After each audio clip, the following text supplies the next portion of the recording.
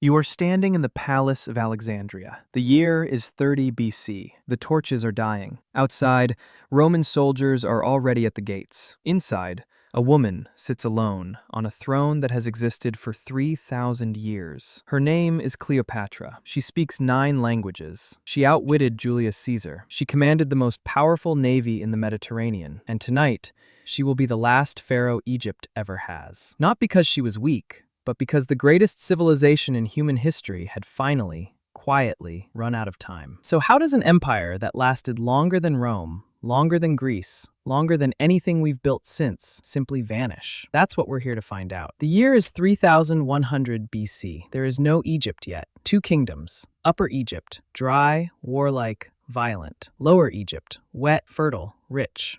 They have been enemies for generations. Their gods despise each other. Then a warlord named Narmer does the impossible. He unifies them by force and becomes the first pharaoh in history. We know this because of a single carved stone, the Narmer palette. No grand chronicle, no epic poem, just a king, a mace, and a skull. That is the founding document of the longest civilization in human history. But what made Egypt truly unstoppable wasn't Narmer, it was geography. Every year, the Nile flooded its banks and deposited the richest soil in the ancient world. The Sahara on either side was a wall no army could cross at scale. Egypt wasn't just a civilization, it was a fortress disguised as a river valley. Once Narmer locked those 2 kingdoms together, the machine began to run. And for the next 1,000 years, what Egypt built next would leave the entire ancient world speechless. 2560 BC, Pharaoh Khufu gives a single command: build me a mountain, not a temple, a perfect geometric mountain, 481 feet tall, made of 2.3 million stone blocks, each weighing as much as a car, fitted together so precisely a human hair cannot slide between them. And they did it in 20 years. No steel, no engines, just rope, ramps, and an organizational genius that modern engineers still cannot fully explain. The Great Pyramid stood as the tallest structure on Earth for 3,800 years, until the Eiffel Tower. We haven't existed as a country for 300. Fast forward to 1274 BC. Ramses II rides into an ambush at Kadesh, Syria. His army is scattered. His camp is overrun. Any other king surrenders. Ramses charges, alone. He survives.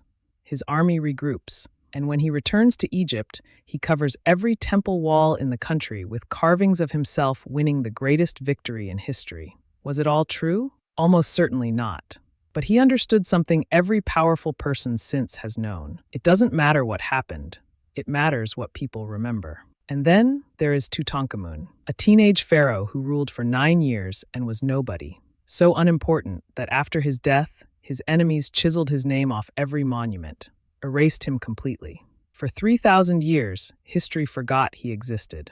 Until 1922, when archaeologist Howard Carter unsealed a small door in the Valley of the Kings. His candle flickered, and when someone asked, "Can you see anything?" Carter whispered, "Yes, wonderful things. Gold shrines, a solid gold death mask.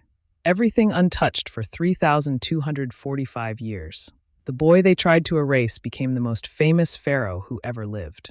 Egypt had a gift for that, making the forgotten eternal. But nothing lasts forever, not even eternity.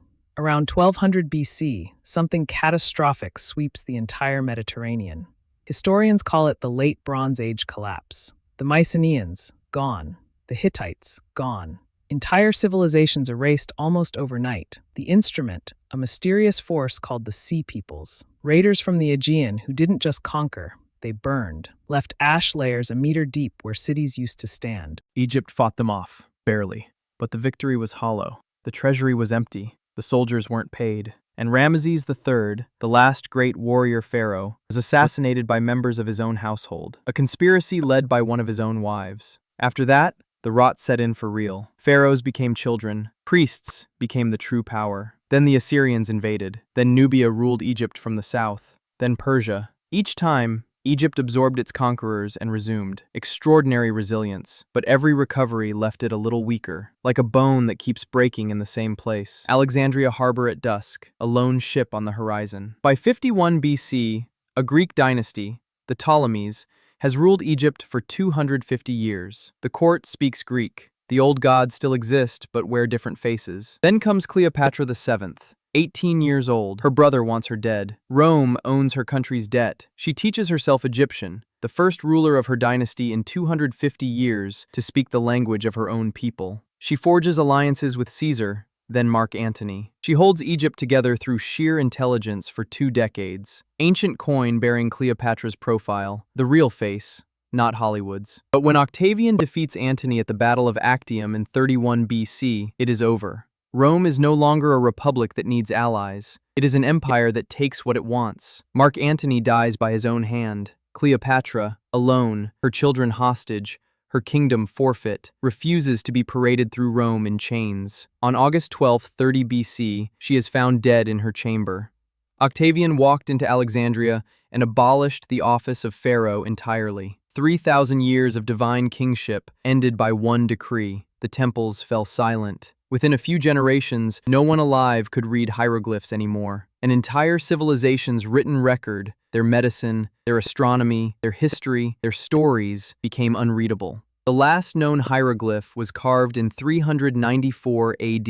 After that, silence. The Nile at night, stars overhead, absolute stillness. Egypt lasted 3,000 years. It wasn't destroyed by one war or one disaster. It was dissolved. Slowly, when the world it was built for stopped existing around it. Here is the question I'll leave you with. Every great civilization believed, at its peak, that it had built something permanent, that it was the one that would last. We are no different. So what would it take? What single, slow, invisible crack for the things we've built to become unreadable to the people who come after us? Egypt isn't gone. It's under the sand, in the walls of museums, in the faces of people who have lived along that river for 10,000 years, still waiting, the way it always has, for someone patient enough to read it.